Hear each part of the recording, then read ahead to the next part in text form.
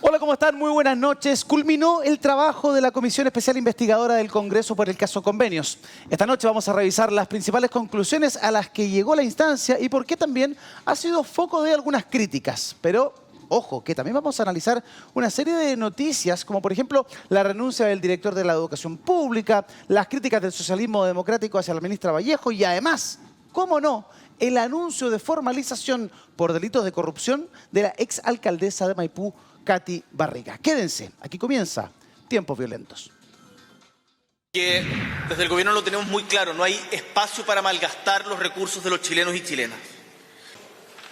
Porque cuando la corrupción se cuela en los intersticios del Estado o de funcionarios públicos o privados, se debilita también la cohesión social y la democracia. Y eso lleva por muy mal camino. Por eso es importante que desde el Estado y desde el Gobierno haya un compromiso explícito y que no se defienda, independiente de quien sea, a quien comete actos reñidos con la fe pública.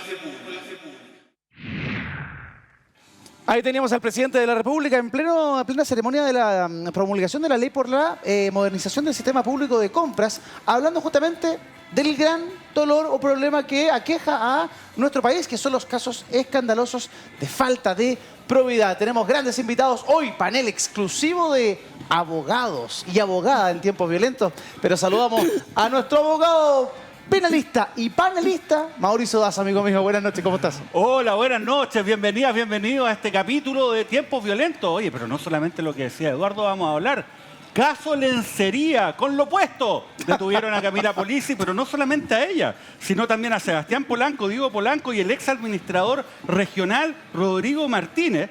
Y esto puede dar pie a avanzar en esta causa emblemática en materia de corrupción. Bueno, de esto y mucho más vamos a hablar esta noche acá en Tiempos Violentos. Culminó el trabajo de la Comisión Especial Investigadora del Congreso. 10 segundos para dedicárselos a justamente ese trabajo, esas conclusiones por parte de nuestros invitados, comenzando con don Mario Desbordes. ¿Cómo estás, Mario? Gusto verte. Muy buenas noches. Mira, si uno tuviera que definir lo que está ya acreditado, sobre todo por la Contraloría, es un mecanismo. Aquí se creó un mecanismo para sacarle plata al Estado, para defraudar y para llevársela para la casa. Mecanismo, modus operandi, muchísimas, se utilizan varios conceptos. O mecanismo. Un mecanismo, como la serie. Pero la verdad es que no todos se atreven a decirlo así, tal cual. Vamos a ver si con el avance de la justicia aquello cambia. También nos acompaña la abogada de Red Protege, Gloria Requena. Muy buenas noches, Gloria. Te escuchamos. Buenas noches. Muchos informes tenemos sobre el tema. Lo importante es que más que muchos informes tengamos conclusiones y esas conclusiones se implementen. Porque un informe que sea para guardarlo, la verdad que no nos sirve. Necesitamos más transparencia y que eso se refleje. Mira, y plantea algo que yo encuentro bien interesante. ¿Para qué sirven? ¿Sirven de algo? ¿Tienen alguna? No son vinculantes. Más entonces, ¿para qué sirven? Buenas noches, don Rodrigo Rettig, abogado del Partido Liberal, el rey de Twitter. ¿Cómo está, amigo mío? 10 segundos para ti. Muy bien. Buenas noches a todos los que están viéndonos en la casa. Falta en fiscalización y ejercer la dirección en forma correcta. Dice el informe en su conclusión. Me parece que el ministro Montes debe renunciar, como ya lo he dicho en alguna oportunidad anterior en este programa. Quizá uno de los principales damnificados con el informe tiene que ver justamente con la figura del ministro Carlos Montes, sobre quien se describe, ¿cierto?, alguna responsabilidad en torno a su rol como ministro de Vivienda y Urbanismo, Mauricio Daza. ¿Coincide con que es el principal damnificado de este informe? Bueno, absolutamente. Él es el que aparece ahora como el centro de atención política, independiente de que es una hipótesis bastante razonable pensar de que de alguna forma la información relevante y oportuna acerca de este caso no le fue entregada, ¿no?, debidamente por quien debió haberlo hecho, ¿no?, que era Tatiana Rojas, la subsecretaria. Hay que recordar que cuando declara el señor Crispi finalmente en esta comisión, señala, ¿no?, que cuando él se enteró, le entregó la información ¿a quién? A la subsecretaria. También hay que señalar que Catalina Pérez, la diputada de Revolución Democrática por la región de Atacama y que también está involucrado en esto, ¿no?, de Antofagasta, perdón, ella también dice, mire, ¿sabe qué? Yo lo supe y en cuanto lo supe se lo dije a la subsecretaria. Todos RD, ¿no? Y al parecer el ministro, que es, ustedes saben, del Partido Socialista, nunca se enteró. Pero bueno, más allá de la justicia o injusticia, hay veces en que hay que asumir la responsabilidad política, ¿no?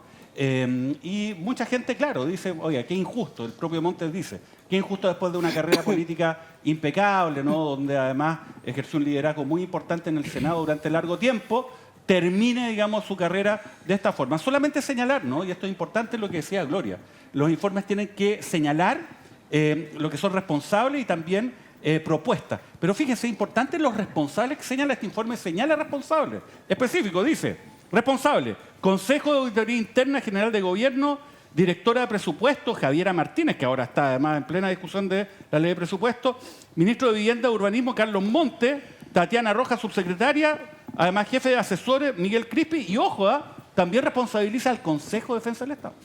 Ni más ni menos. El ministro Montes señaló que quisiera no terminar no como el ministro de los convenios, sino como el que resuelve el caso de los convenios. Ahora, ¿podría venir una acusación constitucional? Ojo con lo que dice el jefe de bancada de RN, el diputado Frank Sauerbaum. Bueno, los antecedentes que se conocieron en la comisión investigadora claramente demuestran una responsabilidad política importante del ministro. Ahora, una cosa distinta es la acusación constitucional, porque ahí se tienen que cumplir dos requisitos, una que infrinja la ley y otro respecto de que infrinja la Constitución. Y por lo tanto ese análisis hay que hacerlo ahora respecto de ese informe y lo harán nuestros abogados y la bancada tomará una decisión. Pero claramente son dos situaciones distintas. Evidentemente el ministro Monte tenía una responsabilidad política, la administrativa la tenía la subsecretaria de Vivienda, que ya salió del cargo, y también los seremis de cada región en donde los hechos se han repetido a nivel nacional. Mario Desbordes, ¿crees que va a avanzar la acusación constitucional al ministro Montes? ¿Crees que esto finalmente va a terminar con la salida del ministro Montes del ministerio? Que termine con la salida del ministro puede ser, por renuncia o porque el presidente le pida la renuncia. Acusación constitucional, comparto lo que dice Frank Sauerbaum, que es un tipo muy prudente, diputado de Renovación por Ñuble. Esto hay que analizarlo de manera objetiva. Se infringió la ley y además de infringir la ley, se infringe la Constitución, se dan los presupuestos por una acusación, ese es un tema que yo creo que no está claro. Pero refrescarle a la ciudadanía, porque estamos hablando de Carlos Montes. Sí. Los sinvergüenzas de las fundaciones DRD, Revolución Democrática del Frente Amplio. El CEREMI, secretario regional ministerial, autoridad de gobierno de la región, DRD, Revolución Democrática, Frente Amplio. La subsecretaria, DRD, Revolución Democrática, Frente Amplio. Ahí está el meollo, ahí está el principal foco de investigación y ahí tiene que estar el foco de persecución. En esto se repitió en varias regiones, el Contralor, y para eso sirven estas comisiones también, entre otras cosas, cuando comparece ante la comisión entrega información que es extraordinariamente grave.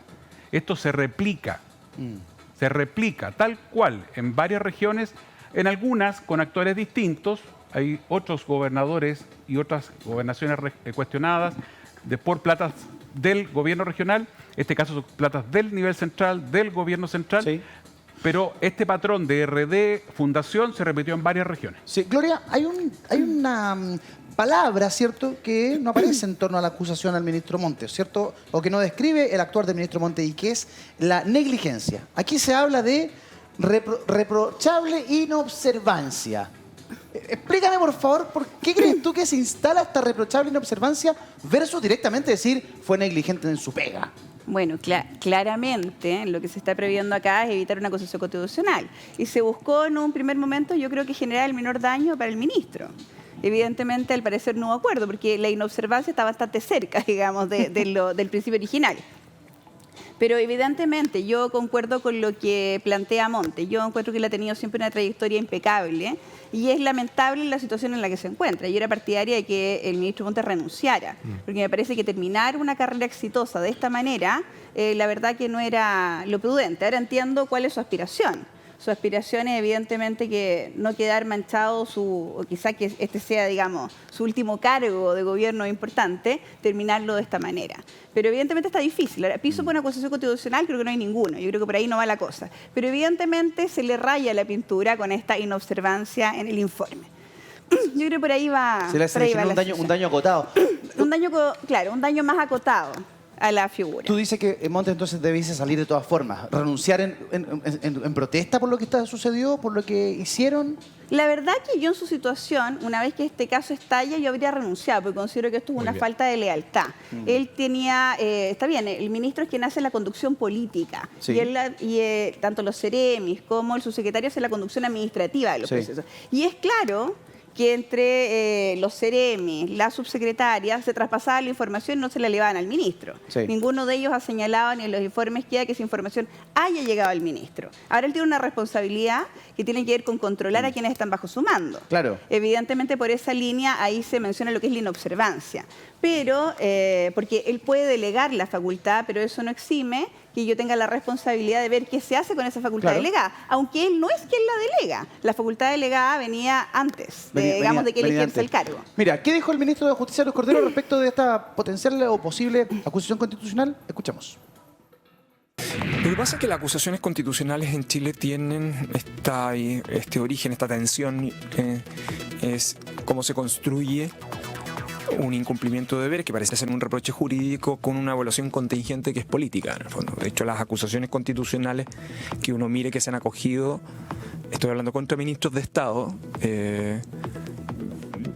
yo no tengo problema de decirlo, lo dije en el pasado, en mi vida anterior, me parece que esas acusaciones constitucionales no tenían un estándar, ni lo tuvieron en el caso de la senadora, de la exministra Proboste, del ministro Gerald Bayer, que es donde se construyeron ejemplos de reproches sobre incumplimiento de las obligaciones. Gentileza de Tele 13 Radio en el programa Mesa Central de Iván Valenzuela, el ministro Luis Cordero. Hasta el momento en que estamos haciendo el programa no hay acusación constitucional, no hay votos todavía para acusar constitucionalmente al ministro Montes. ¿Tú crees que es de toda justicia hacer una acusación constitucional, Rodrigo, o él debiese salir o renunciar al Ministerio de Vivienda y Urbanismo? Y en caso de no ser Montes el responsable, ¿quiénes son los responsables de todo esto? Yo dije hace 4 o 5 semanas atrás en este mismo programa que me parece que el ministro Montes debe renunciar y que si renuncia él va a estar saliendo por la puerta ancha del gobierno. Y esto lo enlazo con la cultura de responsabilidad política en Europa. Yo he citado también este caso. En Finlandia renunció todo un gabinete porque no se lograron los objetivos de una determinada política pública. Ni siquiera un caso de corrupción. Eso es responsabilidad política. Eso es que la gente pueda observar, el ciudadano chileno y chilena y los extranjeros que viven en Chile, puedan observar que la función pública, si uno no cumple con el estándar requerido, debe salir. Tenemos que acostumbrarnos a que cuando ocurre un caso como este debe haber un responsable político a ese respecto. Y la conclusión del informe dice 2 cosas, como una, prestándole ropa, entre comillas, al ministro Montes, donde se dice que el ministro Montes podría haber desconocido la situación. Pero a renglón seguido dice que hay falta en fiscalización y ejercer la dirección en forma correcta. Esto, para mí, que soy abogado y me encargo de litigar en tribunales, no es otra cosa que negligencia. En consecuencia, la negligencia abre la puerta para que, independiente, creo que no se vaya a producir la acusación constitucional, sí, la oposición tenga un caballo de batalla contra el gobierno y el gobierno debería entender esa situación y desescalar el conflicto. De esa forma, Carlos Montes renuncia y se apaga el incendio. ¿Se apaga el incendio con la salida del ministro Montes? Yo pregunto porque uno revisa el naipe político, ¿cierto?, de quienes hoy día están en el Ejecutivo. ¿Quién asumiría? ¿A quién ponen? No sé si hay exceso de candidatos. Ya creo que por el contrario. Veo pobre las posibles candidaturas, no solo para este ministerio, sino para cualquiera. Claro, es que es difícil porque además hay que considerar que el ministro Montes, nosotros ya lo hemos dicho, fue casi entregado como una ofrenda por parte del Partido Socialista al momento de ingresar al gobierno, ¿no? Como coalición de gobierno. Porque el ministro Montes es una figura política de peso al interior del Partido Socialista, ¿no?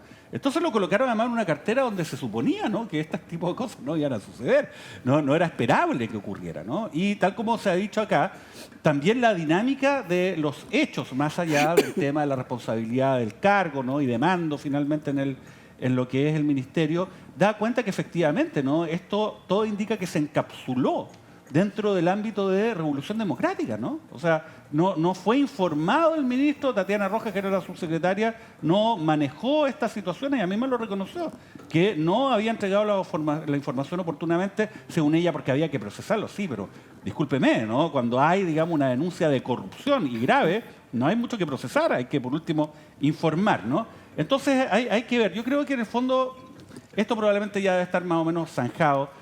Independiente que yo no veo que existan los votos en el Senado por ningún lado para que se acoja finalmente una acusación constitucional en contra de Montes si es que pasa la barrera de la Cámara, lo cual también puede ser discutible, ¿no?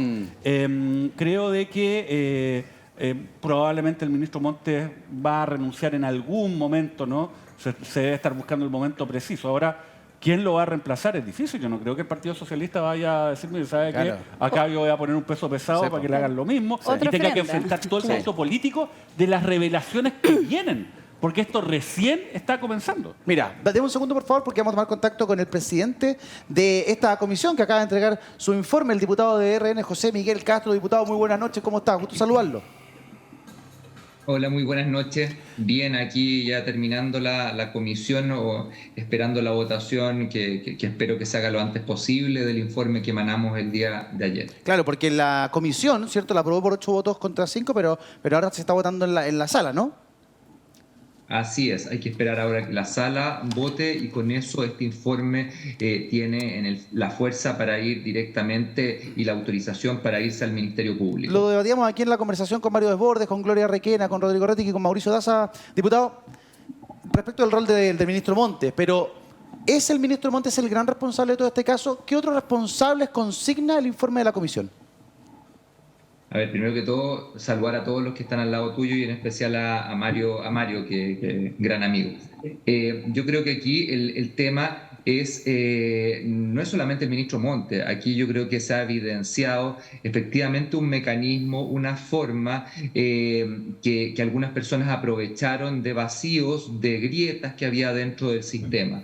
Y eso es lo más grave. El ministro Montes aquí es una persona que, al haber delegado la firma y no preocuparse de lo que pasaba con esta firma en 15 regiones, obviamente tiene un costo político, creo yo, que debe pagar. Y hoy en día, yo hace mucho tiempo hubiese, con todo lo que sabe el ministro, con todo lo que ha vivido políticamente, yo hubiera renunciado, porque hoy día está pagando los platos rotos del Frente Amplio y específicamente Revolución Democrática. Aparte de eso, también nosotros hemos generado una serie de responsabilidades a la directora de la DIPRES, a Miguel Crispi, al Consejo de Auditoría General de Gobierno y varios más también. En el caso de Miguel Crispi, su responsabilidad fue el no haber acudido a la comisión de inmediato, haber dilatado esa decisión. No, yo creo que eso es un autogolpe que se generaron en el propio gobierno, igual como tantos otros, el avión de Venezuela. Son patinadas que se manda este gobierno, yo creo que por la inexperiencia y también por ahonda en esta calidad moral que ellos sienten tener y que no están o están libres del control de cualquier ente del Estado. ¿Y cuál es la responsabilidad? Yo creo que entonces la mayor responsabilidad está específicamente en no haberle tomado el peso como principal asesor del presidente a este rumor que recibió en algún momento y deja con muchas dudas, siendo de RD, habiendo conversado con la subsecretaria de RD, no haberle dado el real peso que tuvo. Y si se lo dieron y no lo comentaron, peor. Y respecto a la directora de presupuestos, Javiera Martínez, ¿cuál es la responsabilidad que le asignan?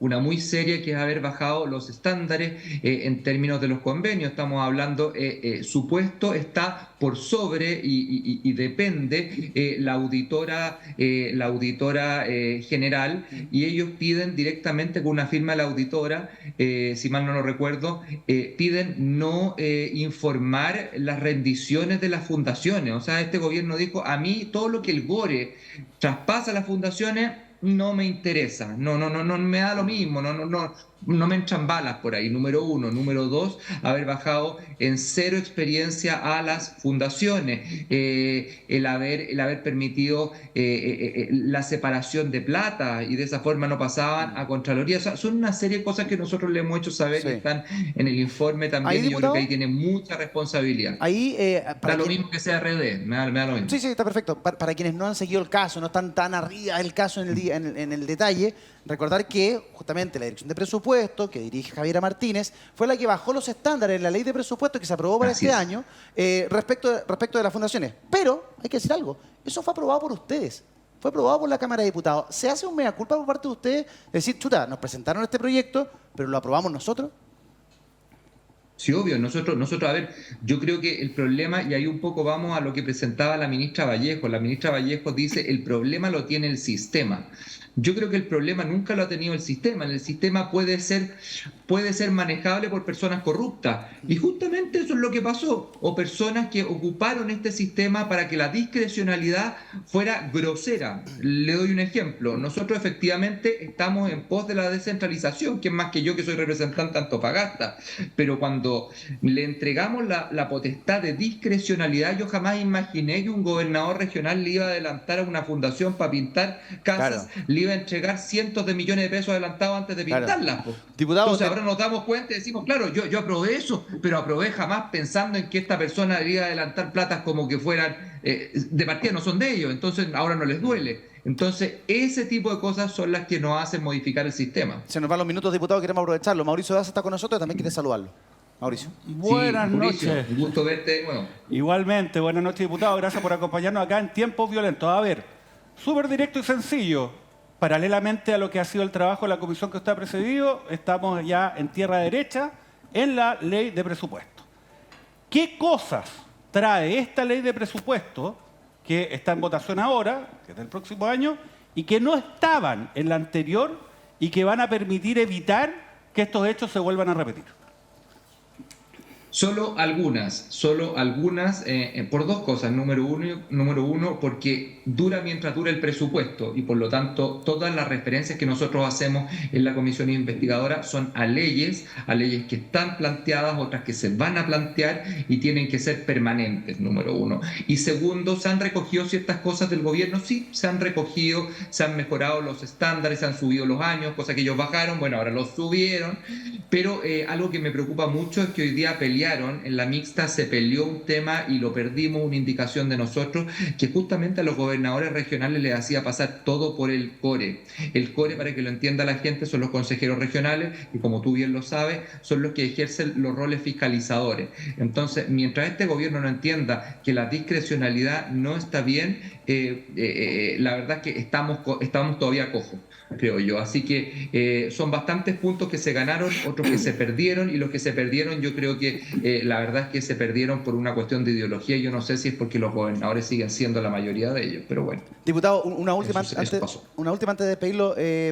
¿Por qué utilizaron el término reprochable inobservancia respecto al ministro Montes y no directamente negligencia? Sí, yo en un principio pensaba poner negligencia inexcusable, pero gracias a este cambio, a mí hay una cosa, lo que más me interesaba quedó, pero no era esas palabras. Quedó estas otras palabras porque efectivamente de esa forma incorporamos lo que algunos diputados que votaron a favor de este informe nos estaban exigiendo. Me parece bien, me parece correcto, uno puede bajarle el tono, subirle el tono, pero lo que sí quedó, que es lo más importante, siento yo, es que en el caso del ministro Monte, él incumplió el artículo 41 de la Constitución, que el artículo 41 específicamente habla de que cuando yo traspaso las facultades y los poderes que tengo a una persona, a un subalterno, esto no me exime de la responsabilidad. Claro. ¿Eso qué quiere decir? Que el ministro traspasó su poder de firma, se lo dio a la subsecretaria se lo pasó a los seremis dejaron la grande, pero eso no exime de la responsabilidad ni a la subsecretaria ni al ministro. ¿Y eso está señalado en el informe? ¿Perdón? ¿Sí o no? Sí, eso sí, está señalado, efectivamente. Perfecto, diputado. Diputado José Miguel Castro, de Renovación Nacional, presidente de la Comisión Especial Investigadora respecto de este convenio del Norte. Un abrazo, diputado, que esté bien. Buenas noches. Un abrazo a todos ustedes y en especial a Marito también ahí, que le mando un cariño que no lo hace tiempo. Chao, gracias. Aquí está, viene constantemente Mario, parte de la casa. Chao, diputado, buenas noches, nos vemos. Comienzo con Mario Desbordes.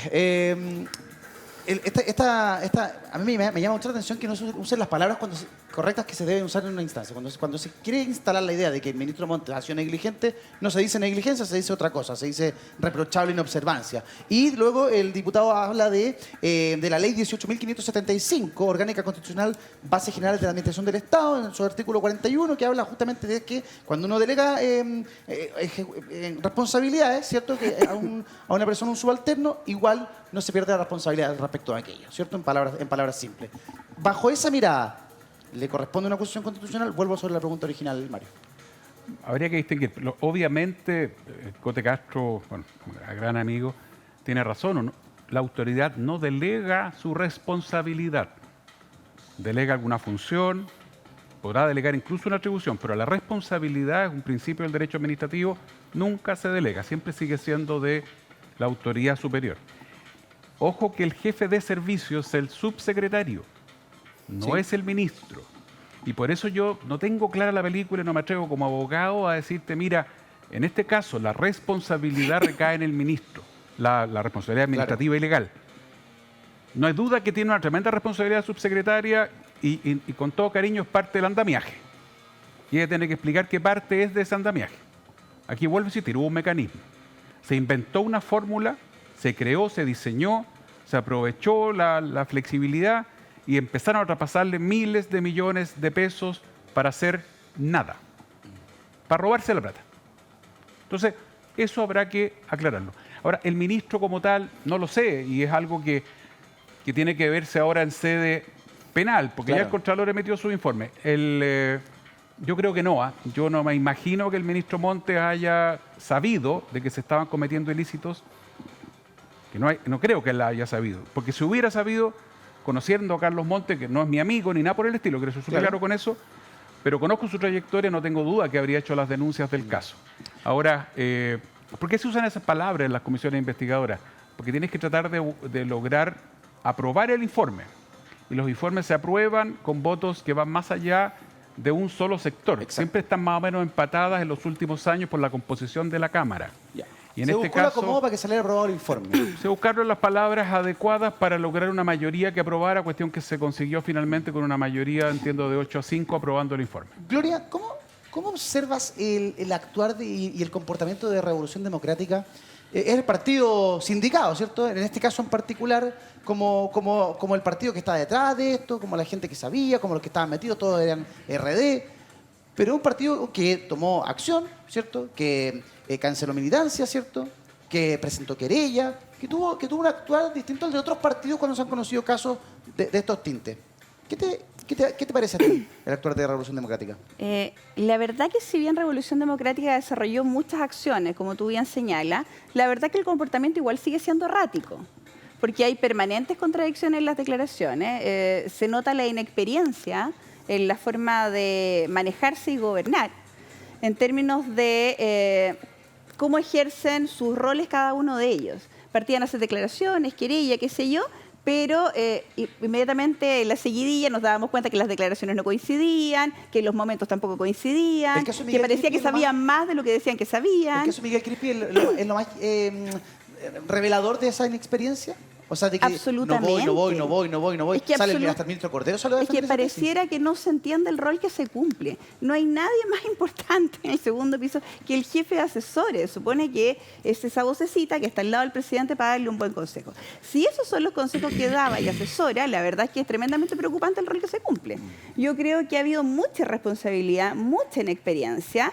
Y si bien uno puede decir que el partido completo está en esto, ni manchar, sino que son personas que ejercen actos de corrupción, la verdad que el daño que le han provocado a una institucionalidad política que era nueva, en la cual era una esperanza para muchos de una renovación de la política, es gigantesco. Yo voy a recordar una frase que me dijo alguna vez un militante de RD muy joven, que me dice, no importa lo que hagamos, porque total igual a nosotros nos quedan 30 años de mambo, cierro comillas, claro. ¿Ya?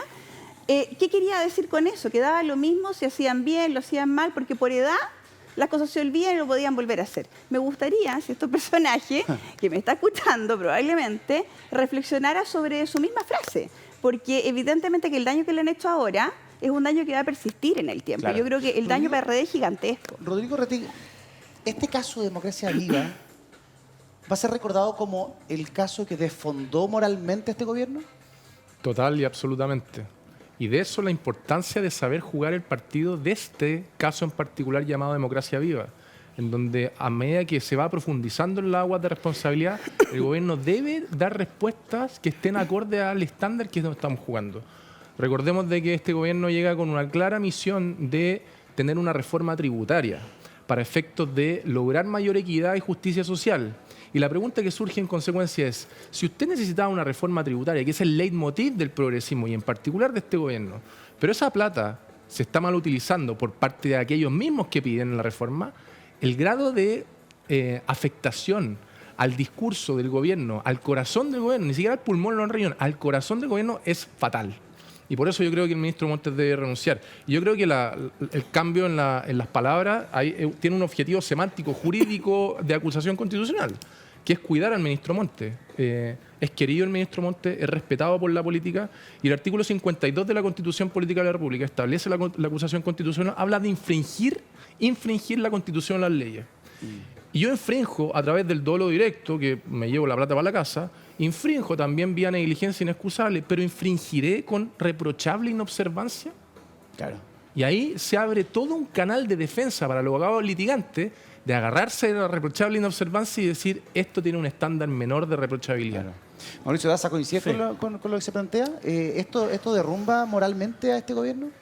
Ahora, bueno, sí, obviamente. Es bien riesgoso para cualquier movimiento político decir, mire, ¿sabe qué? Los otros son súper corruptos, nosotros venimos a limpiarlo todo, porque es inherente un poco, ¿no?, a la actividad política cuando se ejerce además por grupos importantes de personas que acceden a estructuras complejas, ¿no?, y también bien extensas como el Estado, de que no haya alguno que vaya, digamos, a corromperse. Y cuando ya son varios y son más o menos de una estatura dentro de la organización más o menos importante, entonces el golpe es muy grande, digamos. Entonces, ese es un tema que es relevante. Ahora, me gustaría, Rodrigo, claro, dice el tema jurídico. Yo tuve, digamos, la oportunidad de trabajar hartos años en el Senado y vi muchas acusaciones constitucionales. Ojalá las acusaciones constitucionales tuvieran algún elemento jurídico para decidirse. Yo vi, digamos, gente que de repente tenía 2 fallos, así literal, ¿no? Tenía 2 fallos, uno a favor y en contra de la acusación constitucional, senadores, en su mano. Entonces los tenían guardados según, digamos, la negociación política de último minuto, porque lamentable o afortunadamente vaya a ser uno, más lamentablemente probablemente, esto es algo meramente político, porque es una responsabilidad política, ¿no? Entonces, todas estas disquisiciones, algunas más certeras que otras, el ministro decía, no, es que notable abandono de deberes, no, si notable abandono de deberes es la causal para los tribunales superiores, los miembros de tribunales superiores de justicia. Para los ministros es infracción de ley o la Constitución o haberla dejado sin cumplir. Entonces, claro, todas esas disquisiciones se van diluyendo, ¿no? Eso le causa mucha frustración también a los abogados que van a alegar al Senado, ¿no?, que van con toda esta doctrina, qué sé yo, mientras que paralelamente los que están escuchando están negociando políticamente el último voto, ¿no? Y por eso mismo yo digo que más allá del mérito o no veo que haya piso, ¿no?, para que finalmente se apruebe una acusación constitucional en el Senado, pero sí creo de que la dinámica de la política va a generar que el ministro Montes probablemente se va a ir porque su situación, ¿no?, es insostenible más allá del tema de la acusación constitucional. Claro. Y yo creo que también está eligiendo un momento preciso para un poco honrar a su trayectoria. En la política no se puede alegar justicia o injusticia. La política es cruel. Bueno, y el ministro Montes ahora se está dando cuenta de aquello. Lo sabe, señora. Voy al tiro con Ratic, pero una última. Ya, ok, no hay suficiente argumento con la constitucional. Yo pregunto, si el ministro no fuera Carlos Montes y fuera otro político de menos linaje, menos prestigio, menos reconocimiento, menos trayectoria, ya estaría en su casa hace mucho tiempo. Si fuera ¿no? Giorgio Jackson, el ministro estaría pero al tiro. Estaría fuera ya. ¿Están de acuerdo? ¿Están de acuerdo, invitados? Es que esto es político, no es jurídico. En eso tiene mucha razón Mauricio. Sí, es político, pero tiene un grado de tema jurídico y yo quiero hacer mención a la importancia de las palabras en el derecho. Sé que es una acusación política, pero le están dando un manjar, un dulce a la defensa eventual en una acusación constitucional de Montes. Negligencia inexcusable, inexcusable con negrita y subrayado. ¿Qué significa inexcusable? Que no se puede excusar. ¿Qué significa reprochable? Hay diferentes grados de gravedad de la reprochabilidad. Pero Rodrigo, no te gastes en eso. Sí, eso no, vale está para la Corte Suprema. Pero la pregunta no es vale para el Congreso. Pero la pregunta es ¿por qué se cambió el Señores tema abogados, literal? por favor, silencio. Digamos, El abogado Mario Desbordes va a hablar. Mario. El exdiputado, ¿vale? El exdiputado. Lo primero, si esto hubiera sucedido al revés, con Boris, Jackson, Vallejo y todo su grupo en la oposición, ya habrían quemado en la plaza pública al ministro de Vivienda, como lo hicieron con el montón de acusaciones que presentaron de manera irresponsable. Ellos fueron unos irresponsables. Así de simple. Por no decir otra cosa bastante más dura. Y algo de mea culpa hizo el presidente. Dos, yo le tengo una mala noticia a mi colega Rettig. Esta comisión no tiene nada que ver con la acusación, si es que se presenta o no. Primero porque no le empece al Congreso, a la Cámara, no obliga a tomar esos resultados como un sustento para lo que se discuta posteriormente. Primero. Dos, porque se constituye una comisión especial, sorteada también, que es la que conoce la acusación y hace la propuesta al Pleno de la Cámara de Diputados, que es quien hace la parte investigativa. El juez, finalmente, como bien dice Mauricio Daza, es el Senado. Y lo más importante, y refrendo lo que dice Daza, aquí la verdad que si fuera por mérito jurídico real, tal como lo dijo el ministro Cordero, probablemente no hubiera habido ningún ministro destituido en 20 años. Ninguno. Perfecto, Ninguno. todo político. Ya, vamos a cambiar de tema completamente y nos vamos a ir a una de las noticias más importantes del día que presentamos con el siguiente titular. Mire. Katy Barriga será imputada por fraude al fisco tras pago millonario a funcionaria fantasma. Lo trae Radio Bio Bio en su portal, lo traen los principales medios de comunicación. El 16 de enero del próximo año, en algunas semanas más, a las 9:30 de la mañana va a ser formalizada en el 9º Juzgado de Garantía de Santiago la ex alcaldesa Katy Barriga. Los delitos que se le van a imputar: fraude al fisco reiterado del 2016 al 2021 y falsificación de instrumento público. Ella reaccionó a través de sus redes sociales. Planteó lo siguiente. Hace 2 años, cuando asume el actual alcalde de Maipú, presenta una querella en mi contra, diciendo que parte de los recursos municipales estarían en mis bolsillos o en los bolsillos de personas cercanas a mí. Después de 2 años de investigación para la Fiscalía ha quedado demostrado que todos los dineros y recursos municipales fueron gastados en obras, en programas y beneficios que iban en directa ayuda de los vecinos y vecinas de Maipú, sobre todo en años difíciles como fueron los de crisis social y pandemia. Uno de los delitos que se le va a imputar a la exalcaldesa Barriga es delito de fraude al fisco por más de 95 millones en la remuneración de una funcionaria fantasma, ya que ésta no habría prestado los servicios por los que se le pagó. Esto habría sucedido durante su administración del municipio de aquella comuna entre el año 2016 y el 2021. Cuando Katy Barriga, la exalcaldesa de Maipú, declaró por aquella causa en agosto de este año, aseguró su inocencia y argumentó que no desvinculó a la funcionaria por temor a la forma en que ésta podría reaccionar. Se suman además antecedentes enviados por la Contraloría General de la República al Ministerio Público, un informe que apunta a presuntas irregularidades en la entrega del beneficio Bono Años Dorados, una compensación monetaria a quienes dejaban el municipio durante la administración de la ex edil. Abro esta conversación con Rodrigo Rettig. ¿Qué te parece de la historia, de cómo está avanzando la historia de Katy Barriga respecto de su administración en Maipú? Bueno, me parece grave, pero quiero tomarme desde un hecho fáctico. El Ministerio Público decidió formalizar. Si decidió formalizar es porque entiende que hay agua para la piscina para llevar adelante un proceso penal y eventualmente un juicio oral. El fraude al fisco tiene penas que parten en 5 y 1 a 15 años de acuerdo a la defraudación, el monto de dinero que se defraudó eventualmente en la comuna de Maipú. Y la falsificación de instrumento público parte en 3 y 1 y puede llegar a 10. Y en carácter de reiterado yo puedo subir en 1 o 2 grados. En palabras más simples, este es un caso cuya penalidad puede llegar hasta 20 años de privación de libertad y de ahí con atenuantes bajar eventualmente, pero el 5 y 1 es la clave sobre la cual quiero detenerme. 5 años y un día. Aquí el titular podría ser: nadie sabe para quién trabaja. A ver. La señora de Joaquín Lavín Chico probablemente sea llevada a prisión preventiva producto de un populismo penal pistolero que la derecha implantó el año 2008, que explico a continuación. Peligro para la seguridad de la sociedad, el 2008 se implantó en particular cuando la pena asignada sea de crimen, en el delito imputado. Eso se estableció el año 2008. Y Katy Barriga, los 2 delitos por los cuales va a ser formalizada, cumple con ese criterio, que la derecha fue la que promovió, porque quiere que todos los delincuentes estén en la cárcel, lo que a mí me parece muy bien. Pero la paradoja que aparece es que producto de ese populismo penal, la hija de Joaquín Lavín probablemente quede en prisión preventiva. ¿Coinciden con esa mirada? Mario Desbordes.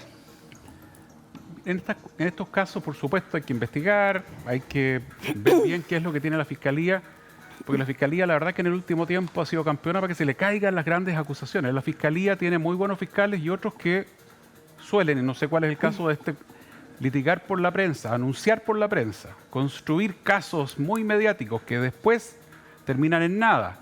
con grandes acusaciones. Oye, todo tiene lavado activo, a todo se le agrega asociación ilícita, a todo se le agregan testaferros, etcétera. Y en el último rato hemos conocido varias causas donde finalmente queda en cero. Por lo tanto, para que la gente lo sepa, la formalización no es más que el anuncio que hace la Fiscalía de lo que cree que puede haber para investigar a una persona. Eso es, ni más ni menos. Es recién en el juicio, y ahí tenemos un problema grave en el sistema. Estas investigaciones pueden estar 3, 4, 5 años y terminar en nada. Ahora, si hay algo, por supuesto que la persona sea condenada. Y aquí tenemos un problema de fondo. En este caso, que se investigue, etcétera. No conozco más allá a la Katy Barriga, he hablado 2 veces en la vida con ella. Si hizo algo, si metió las manos, condenada, punto. Si no lo hizo, que lo demuestre y que quede absuelta. Pero aquí tenemos problemas serios. Es demasiada la cantidad de municipios cuestionados. Es demasiada la cantidad de municipios cuestionados y tenemos un problema grave de transparencia, de discrecionalidad, de falta de atribuciones del Consejo.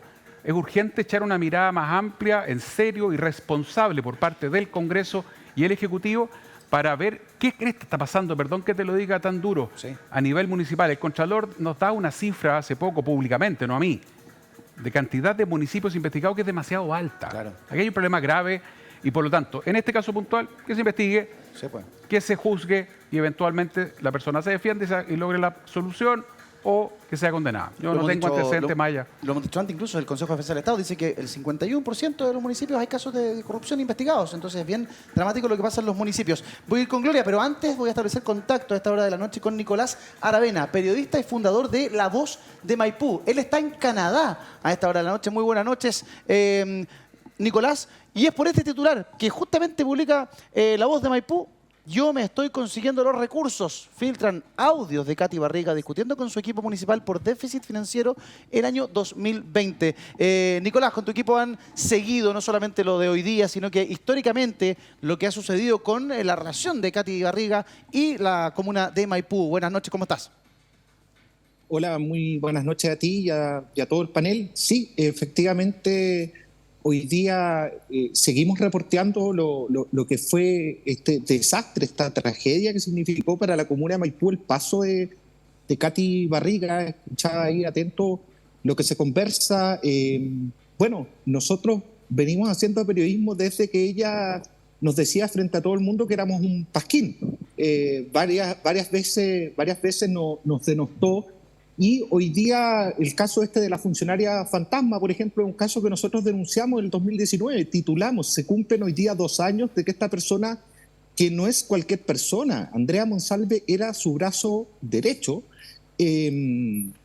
recibía un sueldo, viajaba por el mundo y no iba a trabajar. Ahora, este es un caso, yo creo que es mucho más amplio y que nos obliga a hacernos preguntas. Primero, yo creo que acá la UDI tiene que hacer un mea culpa de cómo se les ocurrió poner a una persona que no estaba capacitada para ser alcaldesa al mando, porque acá había un equipo que la acompañaba, que valga la redundancia, la acompañaba en las fechorías que fue haciendo. Nicolás, me gustaría que conociéramos un poco más respecto de estos audios que se han filtrado y que son parte de la investigación. Quiero compartir con el público que nos está viendo a esta hora de la noche lo que La Voz de Maipú ha publicado durante esta jornada. Mira. Yo, la verdad que son un poco tosudos, pero yo te lo digo con respeto, porque acá no es un tema de antes, ni siquiera olvidémonos del antes. Es un tema del cual están los recursos. De hecho, vamos a transferir el lunes esa plata. Y era darle una fecha para diciembre. Me lo explicó tal cual el abogado. Hablé 1 minuto con él o 2 minutos y quedamos con un acuerdo. Ese es el tema. Y ustedes sabían que yo tenía los recursos porque se los dije el día lunes después que me vine de La Moneda. Eso es lo que yo no comprendo. Que en qué minuto alguien le puede decir a un cliente que no tiene recursos teniéndolos, que no tiene caja teniéndola. Esa es la razón, ya no sé si molestia, porque la verdad que yo no sé cómo se sentirían ustedes en el lugar mío. Pónganse en el lugar mío, la impotencia que uno debe tener. Nicolás, Cuéntame un poco, por favor, el contexto de este audio que se da a conocer. ¿De qué se trataría esta historia? ¿De qué estaría hablando Katy Barriga? Este es un audio que data del 20 al 21 de noviembre del año 2020. La comuna está sumida en una profunda crisis financiera provocada por Katy Barriga, y están hablando que se le debe dinero a una empresa que se llama Veolia, que es una empresa de capitales franceses, que es la que retira la basura, el camión de la basura. ¿Y dónde va a parar la basura, Maipú? A Veolia. Una empresa de capitales franceses. Al relleno sanitario que está ahí en Rinconada de Maipú. Se le deben alrededor, si mal no recuerdo, 8.000 millones de pesos, y le están diciendo a ella que no hay plata para pagar. Su equipo más cercano le dice: alcaldesa, no tenemos plata. Y ahí yo creo que Katy Barriga en ese audio demuestra varias cosas. Dice: yo no entiendo nada. Y yo creo que es eso precisamente lo que pasa. Ella no entiende nada. Ella habla, uno no le dice a un cliente. Veolia no es un cliente, al contrario, el municipio es cliente de Veolia. Claro. Y ella dice en otro de los audios que publicamos que se va a conseguir la plata. Nosotros ahora estamos tras la huella de dónde se consiguió esa plata, porque entendemos que el gobierno, a través del Fondo Común Municipal, le pasó la plata para pagar, y lo que entendemos es que ni aún así pagó. Porque el municipio de Maipú a veces es difícil de explicarle al público, pero se manejó básicamente en términos financieros a puras bicicletas. Llegaban fondos COVID, se gastaban en pagar la basura, y después llegaban fondos de educación, se gastaban en peluche. O sea, ejemplos hay un montón de lo que fue un manejo financiero muy irresponsable, y por lo que hoy día Barriga, y hoy día veíamos que la fiscal no solo la está formalizando a ella, sino que su equipo más cercano van a tener que dar cuenta. Claro. Efectivamente, en este audio de WhatsApp, en esta acalorada discusión, está su equipo de confianza: Carolina Sarkis, que era abogada de la Dirección de Asesoría Jurídica; Matías Silva, de SECPLAC; Bastián Báez, administrador; y Francisco Parra, de la Dideco, que era subrogante, además de la voz de la ex alcaldesa. Te quiero agradecer el contacto, Nicolás. Un abrazo muy grande. Felicitaciones al equipo de La Voz de Maipú. Periodismo independiente, ¿cierto? De pronto incluso de periodismo comunal, ¿cierto? Regional, que destapa casos impresionantes. Lo vimos en el norte, ¿cierto?, respecto de Democracia Viva. Lo estamos viendo también en este caso, así que nuestras felicitaciones. Muchas gracias a ustedes y buena suerte, que todo salga bien, y lo más importante, que se haga justicia. Así es, vamos a seguir muy atentos a la evolución, ¿cierto?, de esta historia. Gloria, vuelvo contigo ahora, continuamos. La verdad es que, claro, ella plantea en este audio, dice: ¿por qué dicen que no hay plata? La plata está, yo se los dije el día que fue la moneda. Ahora, claro, Nicolás nos dice: el Fondo Común Municipal le entregó el dinero, pero como dice Nicolás, el municipio se manejaba a través de pura bicicleta. Le entraba la plata por una cosa, pero se gastaba en otra. Eso es desorden, y es lo que finalmente la justicia va a tener que determinar: qué tan alto, qué tan grave y qué nivel de desorden existe. O sea, es mucho más que desorden. Estamos hablando de uno de los 3 municipios más grandes de la región metropolitana. Estamos hablando de municipios que manejan muchísimos recursos. Hay que recordar que Maipú es uno de los pocos municipios que maneja su propia agua, por lo tanto tiene recursos propios que son muy grandes. En algún minuto, hace unos 10 años atrás, el presupuesto del gobierno regional equivalía al presupuesto de Maipú. Maipú por sí solo administraba un presupuesto equivalente al del gobierno regional, para darle las dimensiones, ¿ya? Claro. Ahora, bueno, con el cambio de la ley es diferente, pero en su minuto era así. Entonces, yo creo que esto es un tema muy serio, concuerdo con lo que señala Mario. Yo creo que aquí el tema es más profundo de lo que le va a pasar a Katy Barriga. Efectivamente, los delitos que le están imputando tienen pena de crimen, por lo tanto la probabilidad de que quede en prisión preventiva es muy alta, ¿ya? Independientemente de eso, de si finalmente es condenado o no, porque esto es solamente una formalización en el cual precisamos cuáles son los delitos por los cuales está siendo investigada, se comunica y se determina un plazo para efectos de la investigación. Aquí el tema es mucho más profundo. Esta situación no es solo Maipú, la hemos visto en muchísimos municipios y denota que tenemos una ausencia de control profundo. Y esto, yo vuelvo a insistir en la materia, esto va a seguir pasando mientras no tengamos personal que tenga la capacidad real de fiscalizar. ¿Quién fiscaliza los actos del alcalde? Lo hace el Consejo Municipal.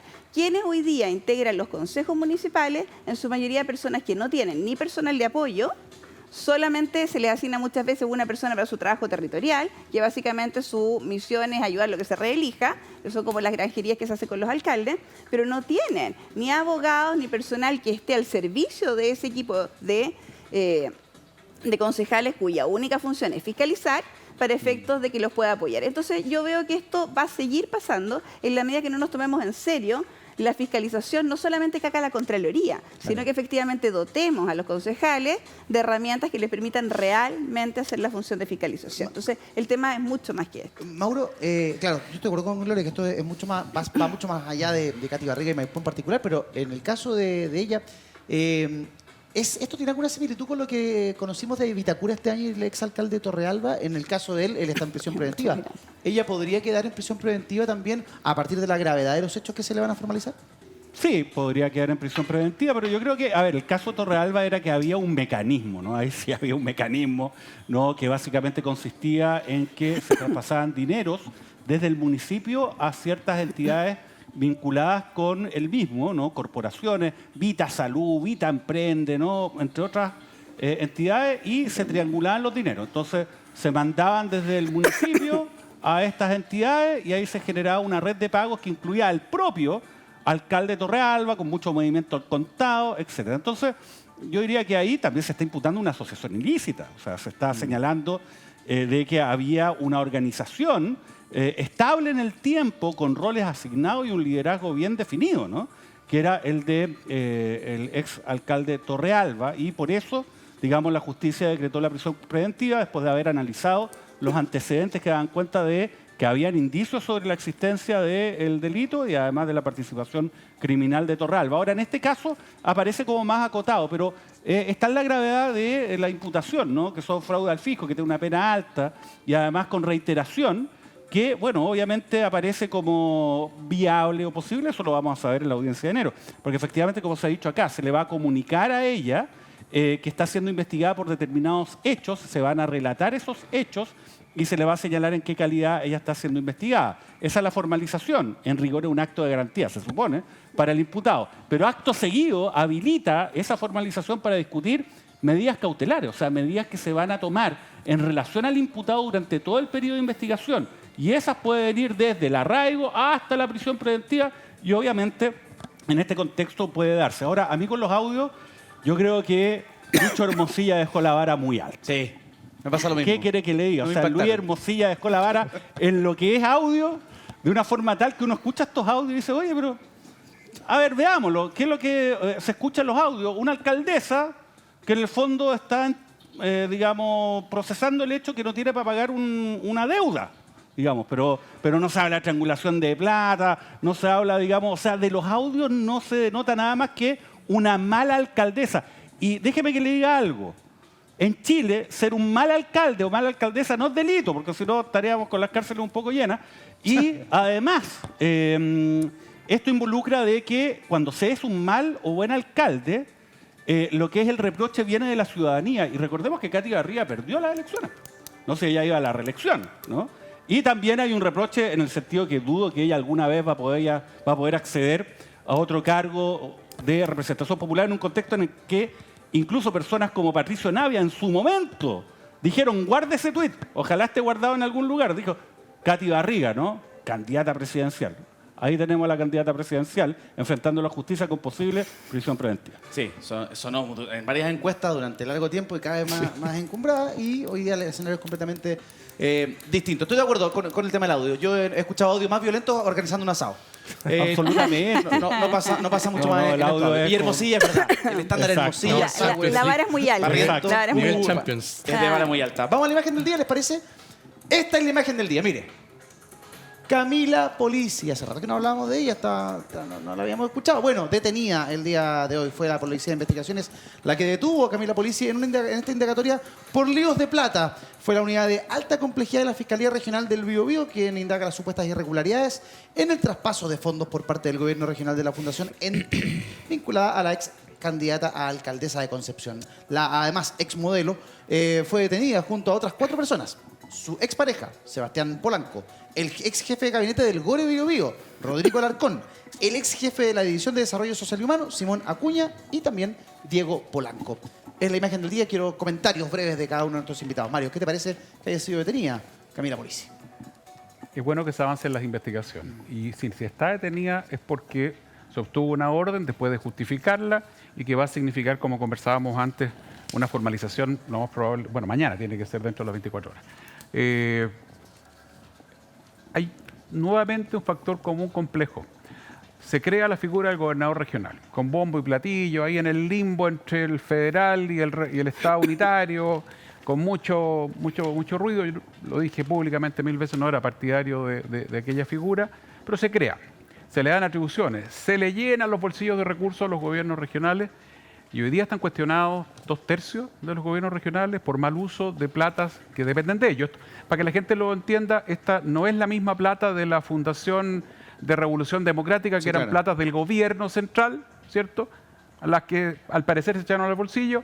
Acá lo que hay son platas de los gobiernos regionales en este y en varios otros gobiernos regionales. Entonces ahí tenemos un primer problema. Discrecionalidad absoluta, cero fiscalización. Los CORE ahí sí que no existen, porque si el concejal tiene poca atribución, el CORE no tiene ni una, si es que no va en el baile también. Y este quizás es uno de los casos más escandalosos de todos, porque doña Camila presenta un proyecto para objetivos que son francamente ridículos. Que le hayan adjudicado las platas, que le hayan entregado recursos para lo que ella pidió, obliga a buscar la responsabilidad en el gobierno regional. También.